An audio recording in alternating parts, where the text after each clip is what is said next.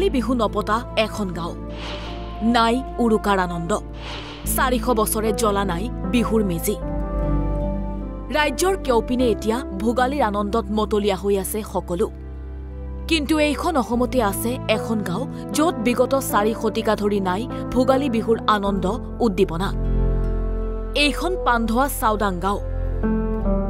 আহোম ৰাজত্বকালৰ সোণালী ইতিহাসে গৰকা বৰ্তমানৰ এই ৰাজহ গাঁওখন আছে টেঙাখাটত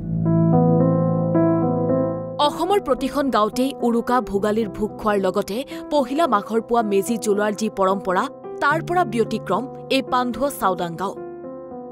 কাৰণ আজিৰ পৰা প্ৰায় 400 বছৰৰ আগৰে পৰাই সামূহিক ভোজ ভাত মেজি জ্বলোৱাৰ পৰা বিৰত আছে ব্যতিক্ৰমী গাঁওখন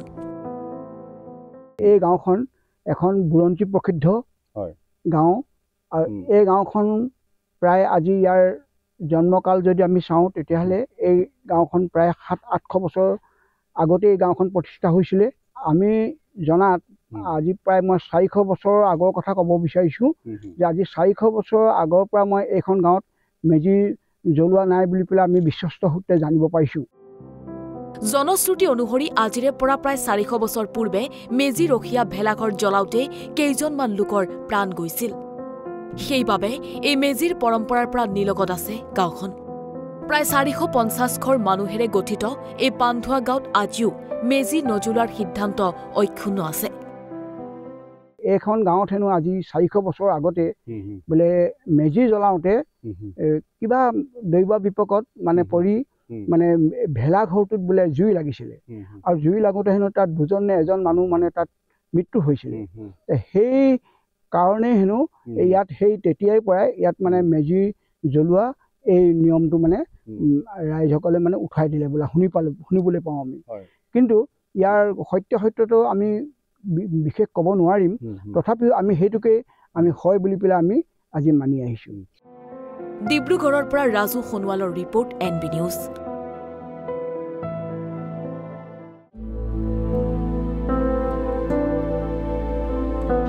ভোগালী বিহু নপতা এখন গাঁও নাই উৰুকাৰ আনন্দ 400 বছৰে জ্বলা নাই বিহুৰ মেজি ৰাজ্যৰ কেউপিনে এতিয়া ভোগালীৰ আনন্দত মতলীয়া হৈ আছে সকলো কিন্তু এইখন অসমতে আছে এখন গাঁও য'ত বিগত 4 শতিকা ধৰি নাই ভোগালী বিহুৰ আনন্দ উদ্দীপনা এইখন পান্ধোৱা চাওদাং গাঁও আহোম ৰাজত্বকালৰ সোণালী ইতিহাসে গৰকা বৰ্তমানৰ এই ৰাজহ গাঁওখন আছে টেঙাখাটত অসমৰ প্ৰতিখন গাঁৱতেই উৰুকা ভোগালীৰ ভোগ খোৱাৰ লগতে পহিলা মাঘৰ পুৱা মেজি জ্বলোৱাৰ যি পৰম্পৰা তাৰ পৰা ব্যতিক্ৰম এই পান্ধোৱা চাওদাং গাঁও কাৰণ আজিৰ পৰা প্ৰায় 400 বছৰৰ আগৰে পৰাই সামূহিক ভোজ ভাত মেজি জ্বলোৱাৰ পৰা বিৰত আছে ব্যতিক্ৰমী গাঁওখন এই গাঁওখন এখন বুৰঞ্জী প্ৰসিদ্ধ গাঁও আৰু এই গাঁওখন প্ৰায় আজি ইয়াৰ জন্মকাল যদি আমি চাওঁ তেতিয়াহ'লে এই গাঁওখন প্ৰায় 700-800 বছৰ আগতে এই গাঁওখন প্ৰতিষ্ঠা হৈছিল আমি জনাত আজি প্ৰায় মই 400 বছৰৰ আগৰ কথা ক'ব বিচাৰিছোঁ যে আজি 400 বছৰৰ আগৰ পৰা মই এইখন গাঁৱত মেজি জ্বলোৱা নাই বুলি পেলাই আমি বিশ্বস্ত সূত্ৰে জানিব পাৰিছোঁ জনশ্ৰুতি অনুসৰি আজিৰে পৰা প্ৰায় 400 বছৰ পূৰ্বে মেজি ৰখীয়া ভেলাঘৰ জ্বলাওঁতে কেইজনমান লোকৰ প্ৰাণ গৈছিল সেইবাবে এই মেজিৰ পৰম্পৰাৰ পৰা নিলগত আছে গাঁওখন প্ৰায় 450 ঘৰ মানুহেৰে গঠিত এই পান্ধোৱা গাঁৱত আজিও মেজি নজ্বলোৱাৰ সিদ্ধান্ত অক্ষুণ্ণ আছে এইখন গাঁৱত হেনো আজি 400 বছৰ আগতে বোলে মেজি জ্বলাওঁতে কিবা দৈৱ বিপকত মানে পৰি মানে ভেলাঘৰটোত বোলে জুই লাগিছিলে আৰু জুই লাগোতে হেনো তাত দুজনে এজন মানুহ মানে তাত মৃত্যু হৈছিল সেই কাৰণে হেনো ইয়াত সেই তেতিয়াই পৰাই ইয়াত মানে মেজি জ্বলোৱা এই নিয়মটো মানে ৰাইজসকলে মানে উঠাই দিলে বোলে